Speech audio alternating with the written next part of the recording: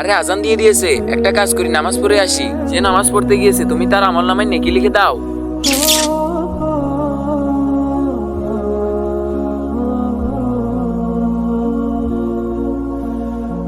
নামাজ তো পড়ে নিয়েছি, একটা কাজ করি এখন একটু তসবিহ পাঠ করি।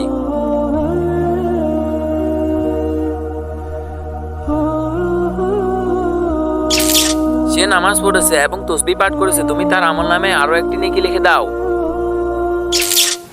ভাই আমি 2 দিন ধরে কিছু খাইনি, তুমি কি আমাকে খাওয়ার জন্য কিছু দিতে পারো? খাওয়ার জন্য আমার কাছে তো 50 টাকা আছে, তাকে এই 50 টাকা দিয়ে দিই। এই নেন ভাই, 50 টাকা দিয়েছি, এগুলো দিয়ে আপনি কিছু খেয়ে নিয়েন।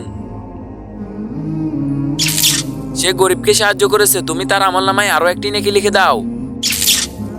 ভাই আমার মা অসুস্থ হয়ে গিয়েছে আর আমার কাছে কোনো টাকাই নেই, আপনি কি আমাকে সাহায্য করতে পারবেন? সাহায্য করব, আমি তো একটু আগে একজনকে সাহায্য করে এসেছি, এখন একে আবার সাহায্য করতে হবে? আমার কাছে কোনো টাকা নেই, যা এখান থেকে।